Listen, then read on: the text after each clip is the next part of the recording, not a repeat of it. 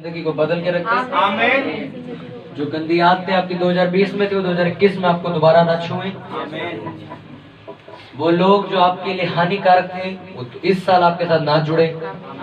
वो लोग जो आपके फायदे के वो इस साल आपकी जिंदगी में एंटर करें। आमीन। कि नया साल आपकी जिंदगी में एक नई शुरुआत करे, आमीन। एक नया जोश पैदा करे, नई बुलाहट को लेकर आए, नए कामों को करने के लिए बुद्धि और समझ का आत्मा दे।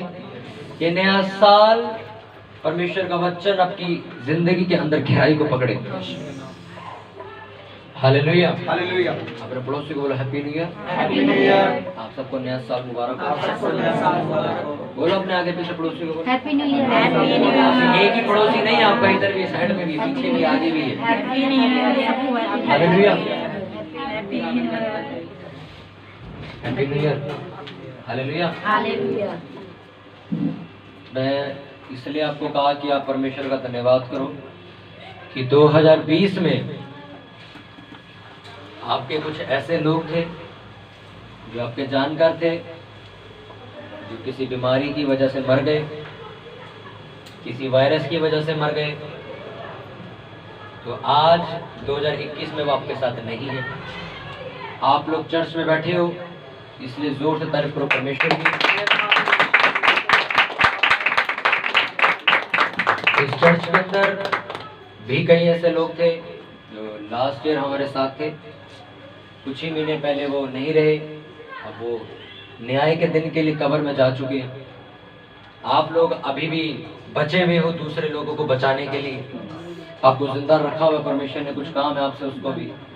इसलिए सुबह उठकर ऊपर देखकर तारीफ जरूर किया करो कि वो लोग आज हमारे बीच में तो नहीं है, हम लोग जिंदा हैं आज भी, क्योंकि हमें अभी बहुत काम करना है।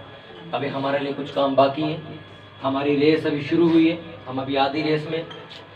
इसलिए उसका धन्यवाद करके चलोगे, रेस पूरी करके जाओगे, नहीं तो बाकियों की तरह आधी छोड़ के चले जाओगे। बाइबल में लिखा अपनी दौड़ को पूरा करो, और दौड़ को पूरा वही करते जो उस दौड़ का मतलब समझते और उस दौड़ में जो उन्हें दौड़ने के लिए कह रहे उसकी भी इज्जत का सम्मान रखते। वो लोग इस दौड़ को पूरा करते। इस दौड़ के अंदर आने वाली हर एक चीज को परमेश्वर आपके सामने रखता है, एक लेवल के तौर पे, एक परीक्षा के तौर में, एक तैयारी के तौर पे। आपको उसको क्लियर करना पड़ता है और आप उस दौड़ में फिर आगे निकलते हो। लिखा दौड़ते तो सभी हैं पर जीतता वही है जो आखिर तक रहता है। जो आखिर तक धीरे जगह का उद्धार उसी का, जो आखिरी तक दौड़ने के लिए तैयार है। आपकी उम्र बाइबल के अंदर मैं आपको बता दूं, इनको पीछे बिठा दूं तो आवाज करेंगे। आपको मैं एक बात बता दूं, बाइबल के अंदर आपकी जो एज है वो लिखी गई है 120 साल, पर आपका देहांत 55 साल की उम्र में हो जाता है, 60 साल की उम्र में हो जाता है, 70 साल की उम्र में आप मर जाते हो, 80 साल में खत्म हो जाते हो। बाकी के बचे 30, 40, 50 साल वो तुम जीते क्यों नहीं हो। पाप आपकी जिंदगी की स्पीड को कम कर देता है, आपको मौत के हवाले जल्दी कर देता है। सुबह उठा, एक क्रिश्चियन भाई हमारे, उन्होंने एक बड़ी अच्छी पोस्ट लिख के डाली थी। उन्होंने लिखा, मैं सुबह उठा और मुझे पता चला कि मौत ने मुझे फिर से जिंदगी के हवाले कर दिया, आज वो मुझे लेकर नहीं गई। बड़ा खुश था मैं उस लाइन को पढ़ के कि मौत आपको रोज जिंदगी के हवाले कर देती है, जा आज नहीं मारते थे, जी ले अभी हो। हालेलुया। वो लोग क्यों 60 साल में, 70 साल में, 55 साल में, 30 साल में, 21 साल में फांसी लगा के या खुद ब खुद मर जाते हैं। पाप आपकी जिंदगी को छोटा कर देता है। बाइबल में अगर आप उत्पत्ति से पढ़ो तो आदम से लेके नूह तक लोग हजार साल तक जिए, 1000 साल तक जिए, 920 साल तक, 980 साल लोग जिए। आप विश्वास नहीं करो, 980 साल, सोचो, 920 साल, 1700, 1000, 600, 280, ऐसे ऐसे जिए लोग, इतनी लंबी लंबी उम्र, 500 साल जिए लोग। सुनो, जब पाप आया था, जब पाप आया तो क्या आई? मौत आ गई। आई कि नहीं आई? जब तक पाप नहीं था मौत बनाई थी परमेश्वर ने? नहीं बनाई। जब हव्वा ने सेब खाया, अपने आदमी को खिलाया, उसके बाद क्या हुआ, उनको अच्छे और बुरे की पहचान हो गई और अब ये लोग जी नहीं सकते थे। इनको आज नहीं, कल नहीं, 100 साल बाद, 200 साल बाद, 500 साल बाद मरना जरूरी है।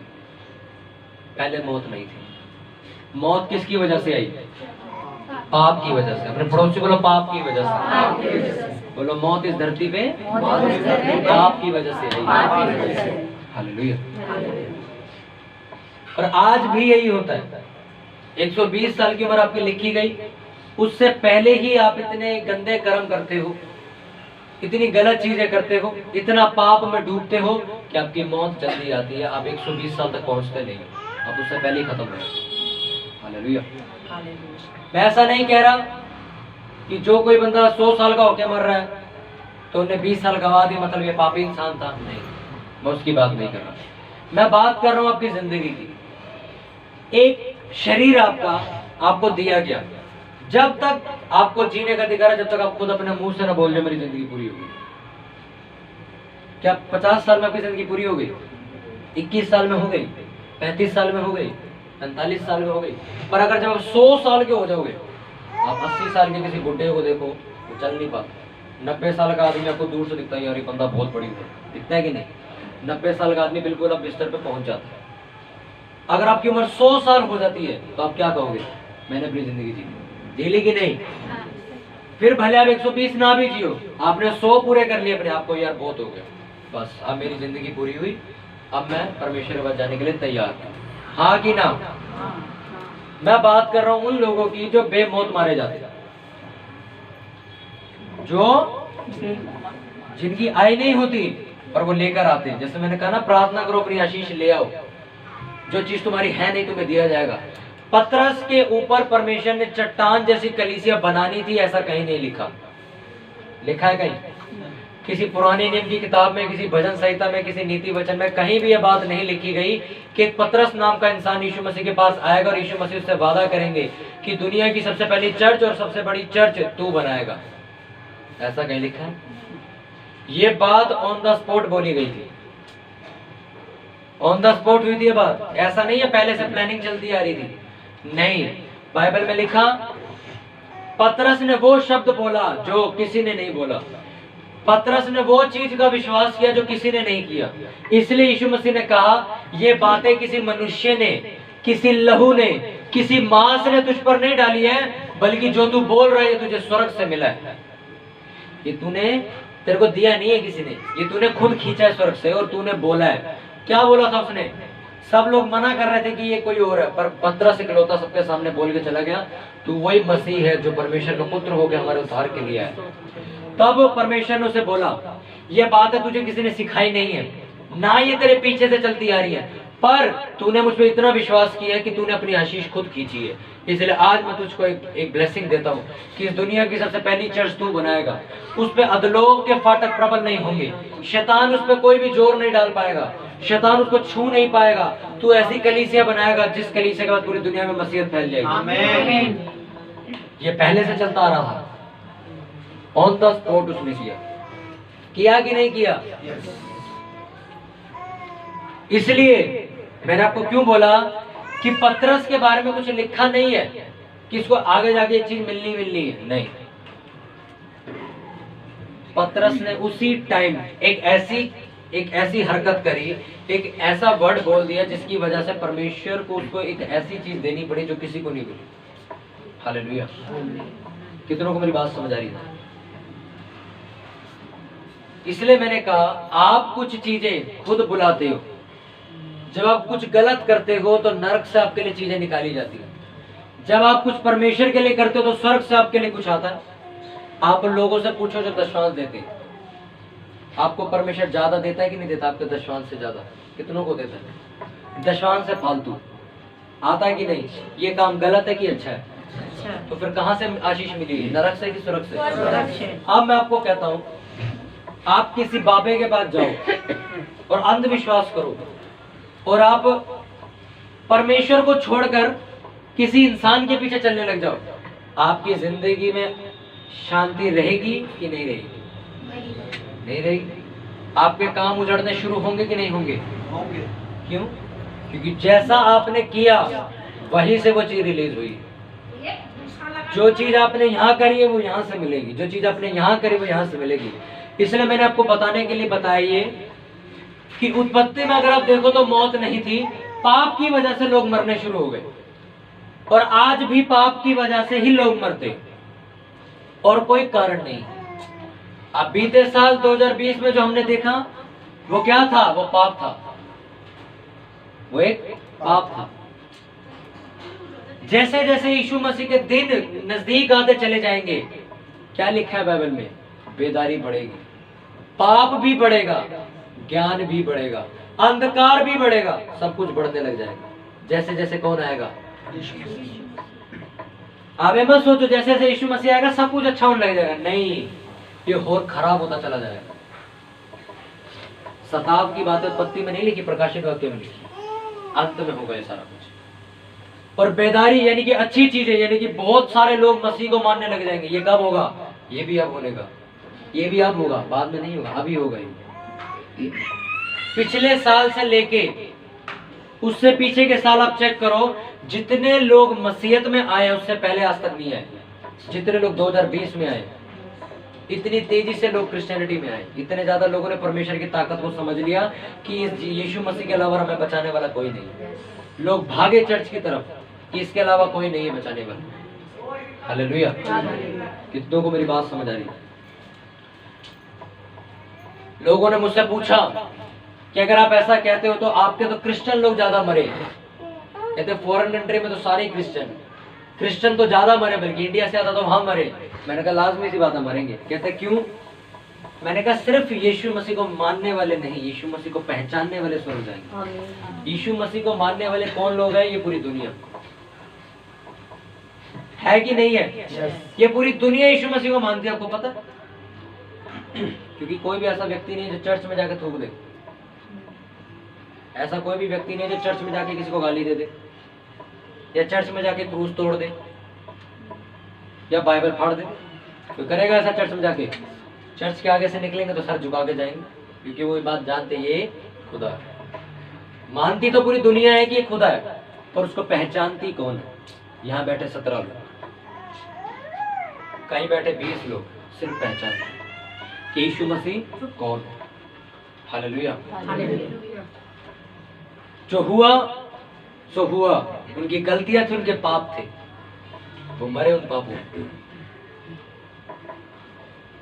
कुछ लोग इसलिए मरते हैं क्योंकि पाप नहीं छोड़ सकते।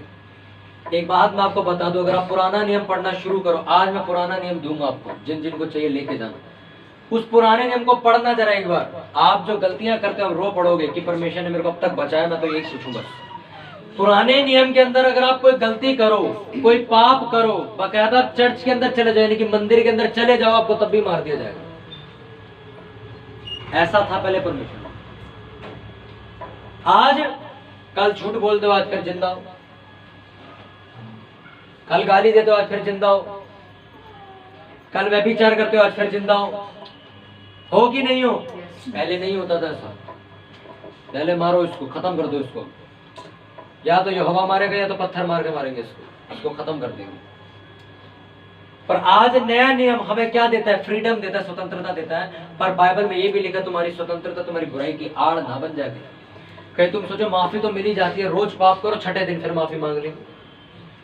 अपने पड़ोसी को बोलो मृत्यु पाप लेके आता है, पाप करना छोड़ दे, अपने उन पापों को छोड़ दे बाइबल में मना किए गए। निकालो वचन उत्पत्ति उसका 3 हम पढ़ेंगे। जेनेसिस उत्पत्ति उसका 3 हम पढ़ेंगे।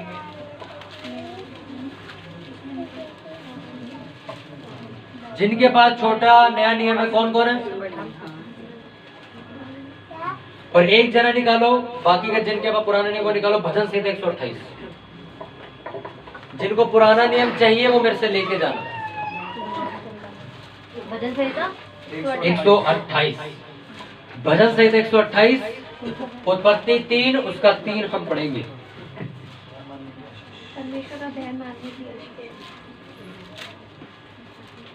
निकाल लिया सबने?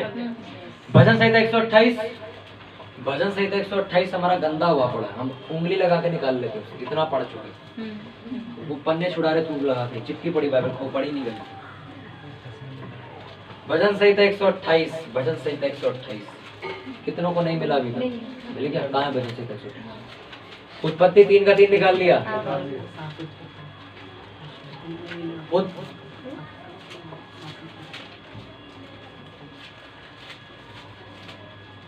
मैं 128 का 1 पढ़ूंगा पहले। क्या ही धन्य है हर एक जो यहोवा का भय मानता है और उसके मार्गों पर चलता है, तो अपनी कमाई को निश्चय ही खाने पाएगा। तू धन्य होगा और तेरा भला होगा। तेरे घर के भीतर तेरी स्त्री फलवंत दाखलता सी होगी, तेरी मेज के चारों ओर तेरे बालक जलपाई के पौधे से होंगे।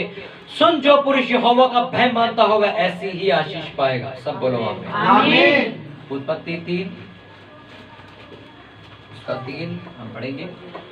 पर जो वृक्ष वाटिका के बीच में है उसके फल के विषय में परमेश्वर ने कहा कि ना तो तुम उसको खाना और ना उसको छूना, नहीं तो मर जाओगे। तब सर्प ने स्त्री से कहा, तुम निश्चय ना मरोगे। वंड परमेश्वर आप जानता है कि जिस दिन तुम उसका फल खाओगे उसी दिन तुम्हारी आंखें खुल जाएंगी और तुम भले बुरे का ज्ञान पाकर परमेश्वर के तुल्य हो जाओगे। सब बोलो आमीन। आमीन। हालेलुया। हालेलुया। अपने पड़ोसी को बोलो, परमेश्वर का भय मान, परमेश्वर का भय मान, परमेश्वर का डर तेरे अंदर होना चाहिए, परमेश्वर का डर तेरे अंदर होना चाहिए। बाइबल बंद कर दो सब लोग। अपने पड़ोसी को बोलो, ध्यान से सुन, ध्यान से सुन, सुनने से विश्वास पैदा होता है। विश्वास पैदा होता है। हालेलुया। हालेलुया। मैं आपको एक बात बता दूं, आज जो मैं वचन शुरू कर रहा हूं, मैं नहीं जानता ये वचन,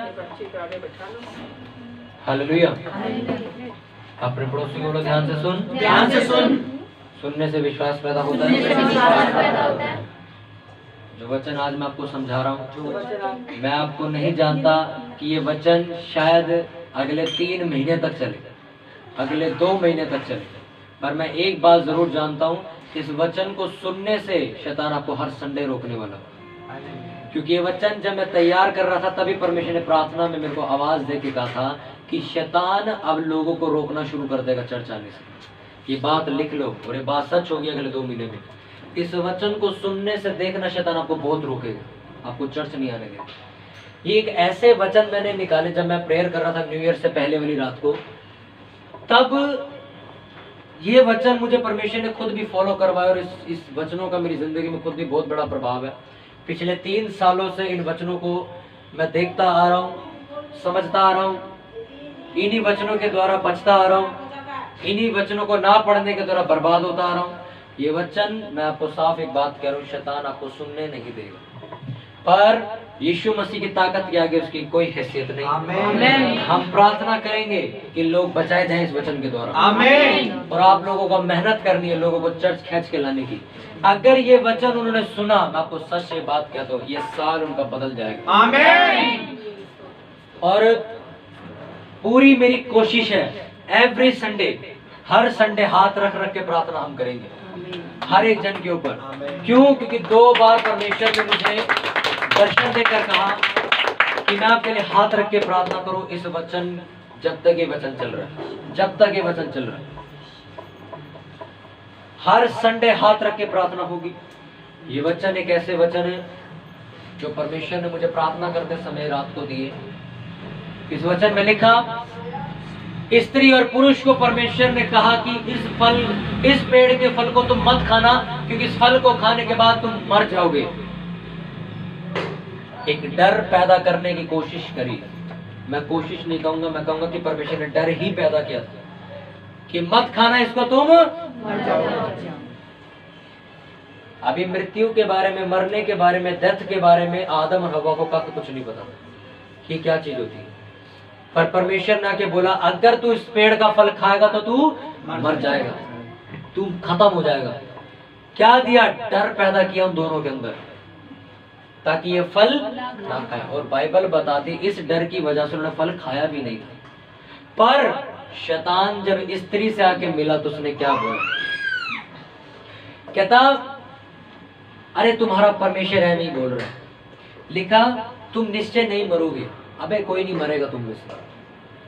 सच थी ये बात? नहीं, झूठ। आज तक मर रहे हैं लोग। कहता कुछ नहीं होने वाला, कोई भी नहीं मरेगा, तू खा, देख कितना बढ़िया फल है, तू खा इसे। और उसने और काम सारा शुरू हो गया तब से आज तक। सिर्फ एक गलती की वजह से क्या, परमेश्वर का डर हव्वा के अंदर से खत्म हो चुका। और उस डर को खत्म करने वाला कौन था? पाप और शैतान।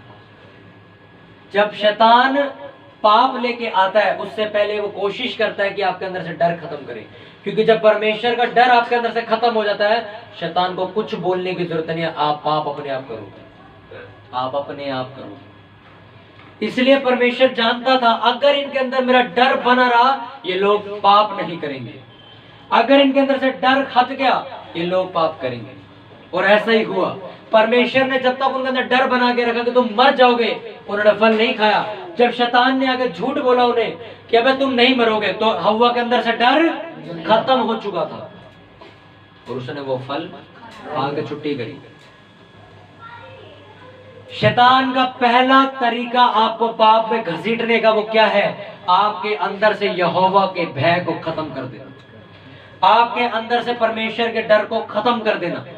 शैतान का पहला हथियार यही है। उत्पत्ति में पाप की शुरुआत एक फल से नहीं हुई थी, वो शुरुआत हुई थी परमेश्वर का डर खत्म करने से। अगर परमेश्वर का डर हव्वा के अंदर होता तो लाख वो नचनियों की तरह नाच लेता, हव्वा फल नहीं खाती, क्योंकि उसके अंदर क्या था? डर। इसलिए शैतान ने आके पहले ये क्यों नहीं कहा फल खा ले? उसने क्या बोला? अबे नहीं मरोगे तुम, ऐसा नहीं होगा, वैसा नहीं होगा, अब खा फल। शैतान सबसे पहले आपके अंदर डर खत्म करता है। हालेलुया।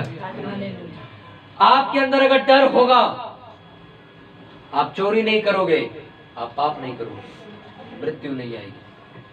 अगर आपके अंदर डर होगा, आप हाथापाई नहीं करोगे, झगड़ा नहीं करोगे, क्रोध नहीं करोगे। अगर आपके अंदर क्या होगा? कितनों को बात समझ आ रही है? जब परमेश्वर का डर खत्म होता है तो ये मुंह से गालियां भी निकलती हैं। जब परमेश्वर का डर खत्म होता है तो हम वेश्या के पास भी जाते हैं। जब परमेश्वर का डर खत्म होता है तो हम चैटिंगों में गलत बातें भी करते हैं। जब परमेश्वर का डर खत्म होता है तो हम बेईमानी का पैसा भी कमाते हैं। जब परमेश्वर का डर खत्म होता है तब हम ब्याज भी खाना शुरू कर देते हैं। जब परमेश्वर का डर खत्म होता है तो हम झूठ बोलना शुरू कर देते हैं। जब परमेश्वर का डर खत्म होता है तब हम आज्ञा तोड़नी शुरू कर देते हैं। और हव्वा ने वो पहली स्त्री थी जिसने आज्ञा तोड़ी परमेश्वर की। और कब तोड़ी? जब उसके अंदर से डर खत्म। कितनों को बात समझ आई? Hallelujah, hallelujah. बाइबल में लिखा परमेश्वर का भय, परमेश्वर का डर परमेश्वर उनके अंदर बनाना चाहा, पर शैतान ने वो डर खत्म कर दिया। आज लोगों के अंदर वो डर खत्म हो चुका है। इसलिए लोग परमेश्वर को बिना माने नहीं मानते और दिन भर पाप करते हैं और रात को अपने घर में जाके बोलते हैं ईमानदारी का पैसा लेके आएगा, क्योंकि इनके अंदर डर खत्म हो चुका है। हालेलुया। आज जरूरत है आपको परमेश्वर का भय अपने अंदर भरने की। सिर्फ प्रार्थना से काम नहीं होता, क्योंकि आदम तो खुद वो इंसान था जो परमेश्वर जिसके गले में हाथ डाल के घूमता था। तो जब उसके अंदर से डर खत्म हो गया तो सोचो आप क्या चीज और मैं क्या चीज हूँ। कितनों को बात समझ आ रही है? भजन संहिता 128 में लिखा, क्या ही धन्य है वह पुरुष जो यहोवा का भय मानता है, क्योंकि वह ऐसे ही आशीष पाएगा। उसके घर के अंदर उसकी स्त्री फलवंत दाखलता सी होगी, वह अपनी कमाई को निश्चय खाने पाएगा। उसके बच्चे उसकी मेज के चारों ओर जलपाई के पौधे के समान होंगे। वो पुरुष जो यहोवा का भय मानता है वह धन्य होगा। परमेश्वर से सियोन से आशीष देवेगा, वह अपने नाती पोतों को देखने पाएगा, इजराइल को शांति मिले। ये वचन लिखने से पहली लाइन क्या लिखी है? जो पुरुष धन्य है वह पुरुष जो यहोवा का भय मानता है। क्यों लिखी है लाइन पहले? जो भय मानता आपकी जिंदगी की सारी आशीषें भजन संहिता 128 के अंदर लिखी गई हैं और बाइबल बताती है आपको वो आशीषें मिलेंगी, पर अगर आप उसकी पहली लाइन को फॉलो करो। परमेश्वर जानता था कि एक भजन संहिता 128 के अंदर मैं इस इंसान की सारी आशीषों को लिखने वाला हूं, पर मैं ये भी लिख दूं ये इसे मिलेगी कैसे? ये तो आज लोग भजन संहिता 128 पढ़ने के बाद परमेश्वर से लड़ रहे होते। कि तूने दिया कि नहीं। और आज भी लड़ते हैं, मैं सच कह रहा हूं, लड़ते हैं लोग। बाइबल में लिखा है धर्मी जन अपनी कमाई को निश्चय खाने पाएगा, परमेश्वर मेरा बिजनेस नहीं चलता। बाइबल में लिखा है मेरी स्त्री फलवंत दाग लतासी होगी, मेरी पत्नी तो रोज लड़ती है मेरे से, वो तो अपने घर में मेरे पास तो आती ही नहीं। ऐसा क्यों? उसमें लिखा तेरे बच्चे जलपाई के पौधे से होंगे। परमेश्वर 3 साल से तो मेरे बच्चे ही नहीं हुए, जलपाई के पौधे कहां से आए? अगर आपने फर्स्ट लाइन पढ़ी हो, ये पूरे स्क्रिप्चर आपकी जिंदगी में पूरा हो जाएगा। क्या लिखा है? पढ़ो उसे। क्या ही धन्य है पुरुष जो यहोवा का भय मानता है। पढ़ो उसको एक बार, सब जन पढ़ो, जोर से क्या पढ़ो। ही धन्य है मनुष्य जो यहोवा का भय मानता है और उसके मार्गों पर चलता है, वे अपनी कमाई को बस। निश्चय खाने पाएगा। फर्स्ट लाइन दोबारा पढ़ो। क्या ही धन्य है मनुष्य जो यहोवा का भय मानता है और उसके मार्गों पर चलता है।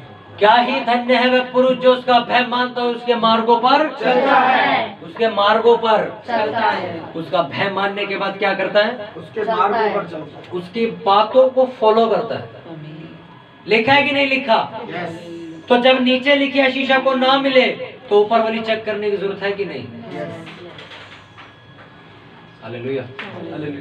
जो व्यक्ति यहोवा का भय मानता है वह उसके मार्गों पर चलता है, उसको ऐसी आशीष पाएगा। ये लिखा है। भय मानने का मतलब परमेश्वर का डर अपने अंदर लेकर चलना। और उसके बाद क्या लिखा? उसके मार्गों पर, यानी कि उसके वचनों पर, उसकी आज्ञाओं पर जो चलता है। और हव्वा ने उसकी आज्ञा को तोड़ा, क्योंकि फर्स्ट उसका भय खत्म हो गया, उसके बाद उन्हें आज्ञा तोड़ दी। उसके वचनों के ऊपर चलने के लिए आपको किस चीज की जरूरत है? उसके डर की जरूरत है।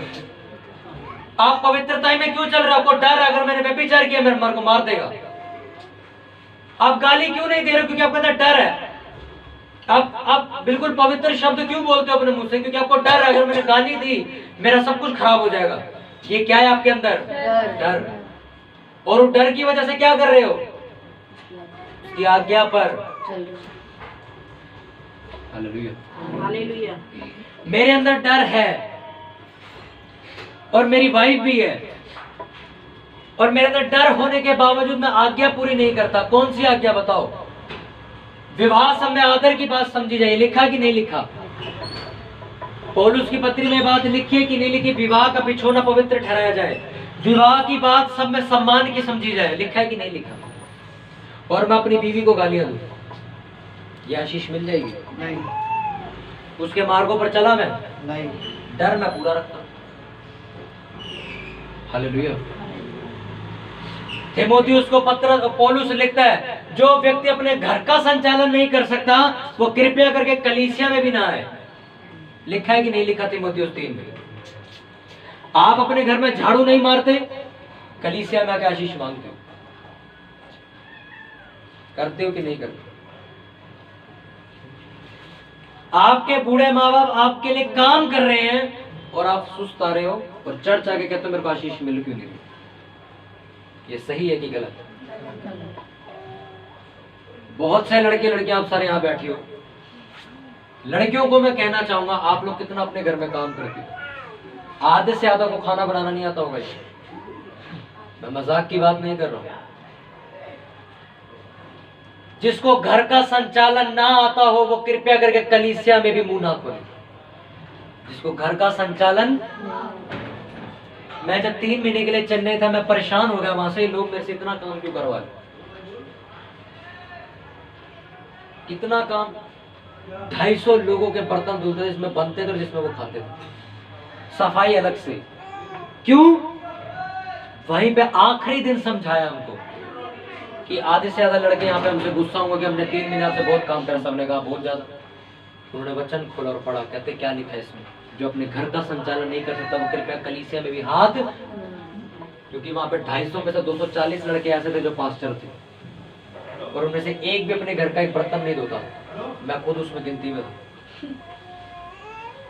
कहते अगर आपको अपने घर का काम संभालना नहीं आता, कलीसिया में क्या तुम मुंह लेके जाओगे?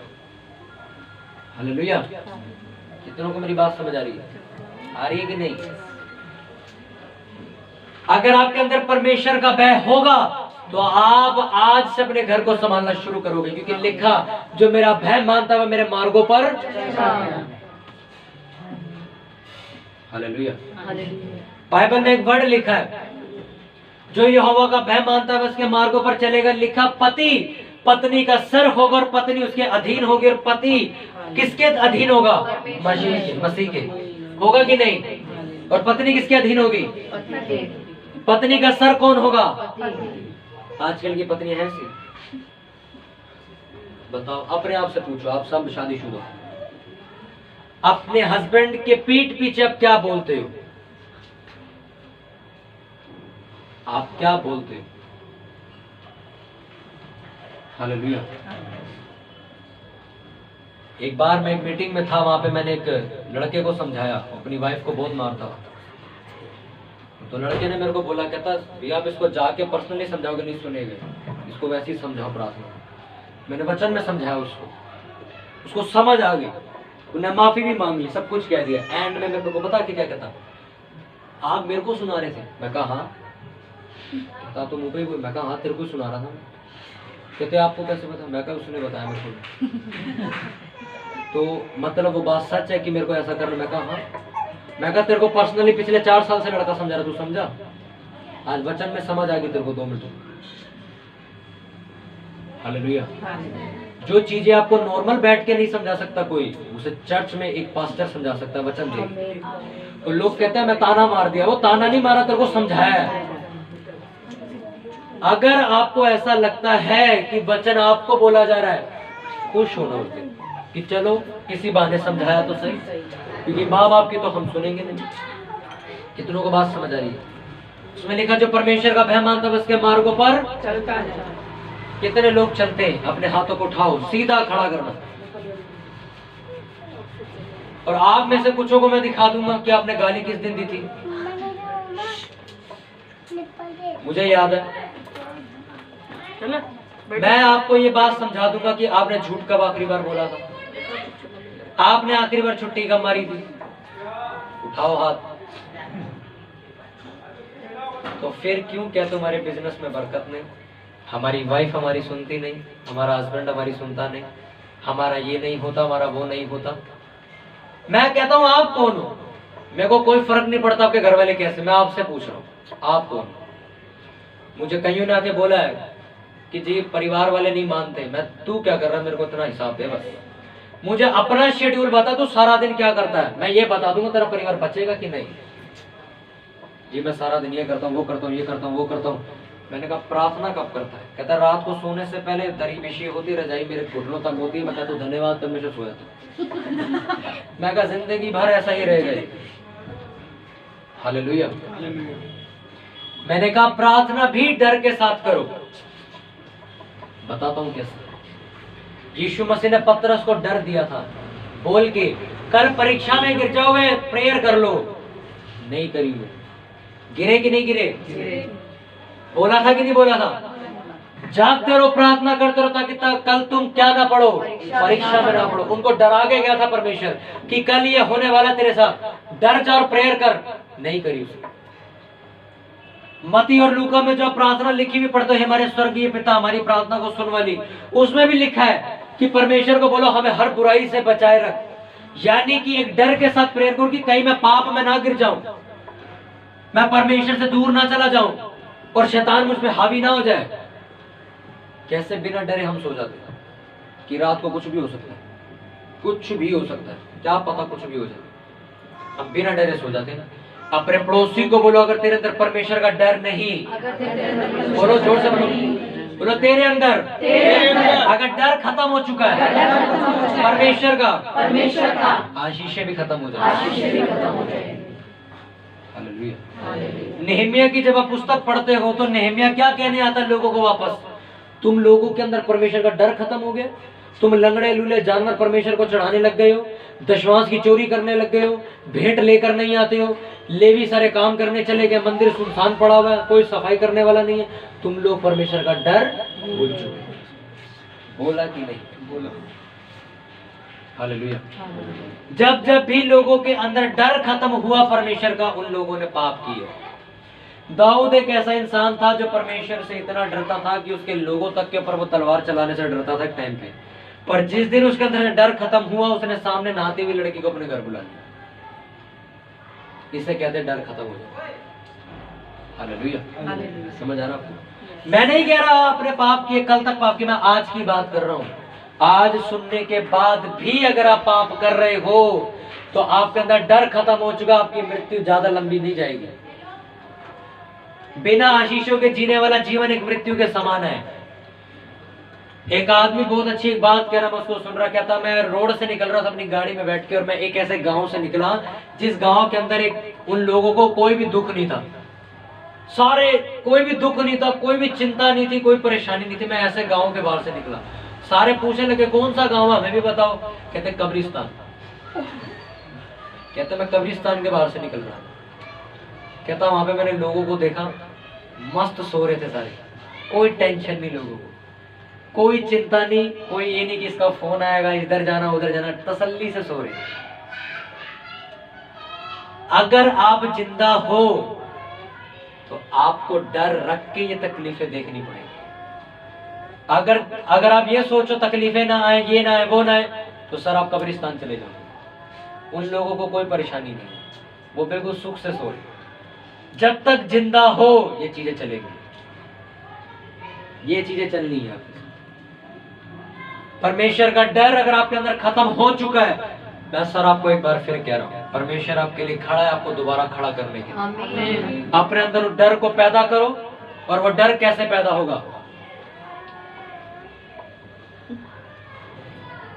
इस किताब को जब आप पढ़ोगे आपको परमेश्वर का डर समझ आता है, क्योंकि वो कैसा है, कौन है, क्या पसंद है, इसमें लिखा है। आप किसी काउंसलर के पास जाके उसका डर नहीं समझ सकते, बाकायदा मैं खुद आपको डर नहीं समझा सकता उसका। मैं कितना डरता हूं मैं कैसे समझाऊं आपको? मैं नहीं बता सकता। आप कितना डरते हो मेरे को नहीं बता सकते। पर अगर बाइबल आप पढ़ो तो आपको समझ आएगा कि नबी कैसे डरते थे परमेश्वर से, कैसे डरते थे वो लोग। मलाकी की पुस्तक में वो लेवियों को डराने क्यों जाता है? कहता ला रहा था तुम्हारे ऐसे लोगों पे जो परमेश्वर का दशमांश चोरी कर लेते, तुम्हारा डर खत्म हो चुका। कहता तो क्या हो गया, हमारा पैसा। कहता ये पैसा तुम्हारा नहीं है, जिंदगी भी परमेश्वर की है, वो चाहे तुम्हें अभी खत्म कर देगा। तुम कहते हो हमारा पैसा। हालेलुया। मैंने कहा अगर आज तक गलती करते आए हो, ये नया साल परमेश्वर का भय आपके ऊपर समा जाए। आमीन। आपकी रोम रोम के अंदर परमेश्वर का डर भर जाए। आमीन। आपके घर वाले आपको देख रहे हो चाहे ना देख रहे हो, पाप करने से पहले आप ये सोचोगे परमेश्वर मुझे देख रहा है। आमीन। ये डर आपके अंदर आज आप लेके जाओगे। आमीन। तैयार हो डर को लेने के लिए? यस। हालेलुया। मैंने आपको जो बातें कही उसको अपने दिमाग में छाप लो। अगले 3 महीने बातें चलेंगी। कुछ लोग डरेंगे अब चर्च आने में, कुछ लोगों को शैतान आने नहीं देगा। मैं आपसे एक वादा करता हूँ, जो लोग आएंगे, मैं सच कह रहा हूँ, वो आजाद होके जाएंगे। आमीन। क्योंकि बाइबल में एक बात लिखी है, अंधे से पूछा गया था क्या चाहिए तुझे। यीशु मसीह जानता था इसे आंखें चाहिए, तब भी उन्होंने पूछा क्या चाहिए तुझे, उन्होंने कहा आंखें चाहिए। ठीक है ले आंखें। परमेश्वर उन लोगों को ठीक करता जो खुद चाहते हम ठीक हो, उन्हें नहीं जो पाप भी कर रहे हैं और आसमान में कभी ठीक कर दियो। परमेश्वर उन लोगों को छुएगा, उन लोगों को फ्री भी करेगा जो जोश के साथ एवरी संडे यही सोच के आएंगे कि आज मेरा पाप खत्म होगा। आमीन। आज मेरी ये लत खत्म होगी। आमीन। आज मैं ये चाहता हूं कि ये चीज खत्म होगी।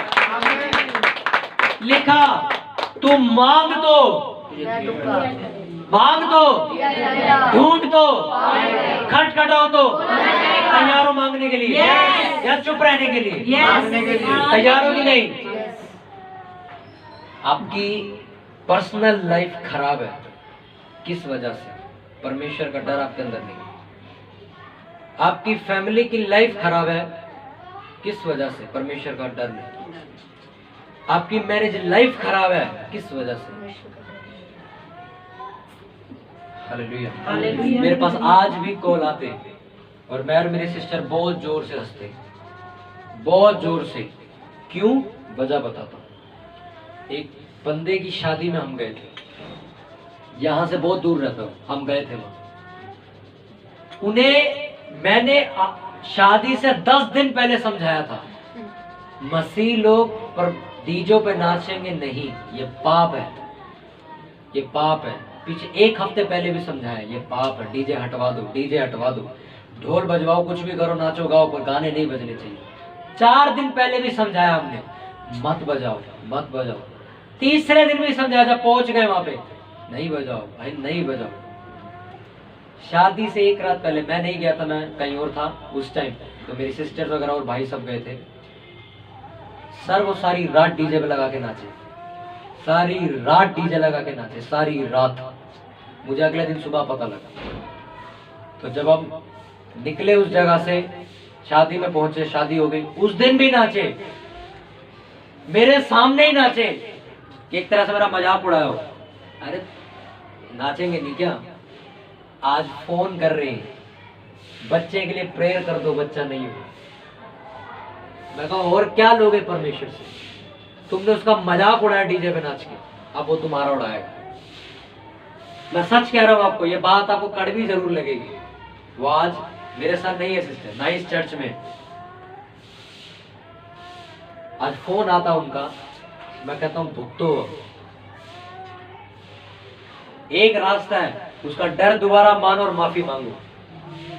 मैंने आपको एक बार वचन नहीं दिया था, परमेश्वर बदला तो लेके छोड़ेगा तुमसे। दाऊद कितने दिन तक कमरे के अंदर था? लड़की के साथ वो सो लिया, व्यभिचार उसने कर लिया, बच्चा पैदा होने वाला है, आप माफी मांग रहा है। क्यों? परमेश्वर बेवकूफ है? परमेश्वर का ये बच्चा जरूर मरेगा, तेरे को तो माफ कर दे, ये जरूर मरेगा। कुछ भी कर ले, बदला तो मैं निकालूंगा अपना। तूने मेरी बेइज्जती करी, बेइज्जती तेरी भी कराऊंगा। मेरे पास 10 कॉल आते क्रिश्चियन लोगों के। क्रिश्चियन लड़का मुझे फोन करके कह रहा, पता नहीं फरीदाबाद, पता नहीं कहां था वो, कहता 4 साल से हमारे घर बच्चा नहीं है। मैं को कहता परमेश्वर को 4, मैं कहा कुछ तो बेटा तू कर रहा है, कुछ तो करो। ने गलतियां गिनवाई अपनी, तो फिर क्यों कह रहा नहीं हो? आप परमेश्वर को हल्के में मत लो। सर आप जो आज आप बोल रहे हो, कल आपको काटना जरूर पड़ेगा। मैं आपको हमेशा कह रहा हूँ कि कर्म भोग वाला खेल है। आज भोगे कल काटोगे, चाहे कुछ भी बोलो, फिर जाके कुछ भी बोलो। Hallelujah hallelujah hallelujah. परमेश्वर का डर अगर आपके अंदर खत्म हो चुका है, अगर आप शिमशोन की तरह अपने बाल कटवा चुके हो, गलती कर चुके हो, पकड़े जा चुके हो, ये नया नियम है। परमेश्वर आपको फिर से एक मौका दे रहा है। माफी मांगो, उसका डर दोबारा पैदा करो। क्या करके? बाइबल पढ़ो। पढ़ो वो कैसा परमेश्वर है, वो कौन परमेश्वर है। वो मजाक में लेने वाला परमेश्वर नहीं है कि आज प्रेयर कर ली, कल नहीं करी, परसों कर ली, फिर कह दिया हम भी क्रिश्चियन है, फिर सब कुछ सही भी चलता रहेगा। सर 2-4 चीजें आपकी अच्छी हो जाएंगी, इसका मतलब ये नहीं है परमेश्वर आपके साथ है। इसका मतलब ये नहीं है परमेश्वर आपके साथ है।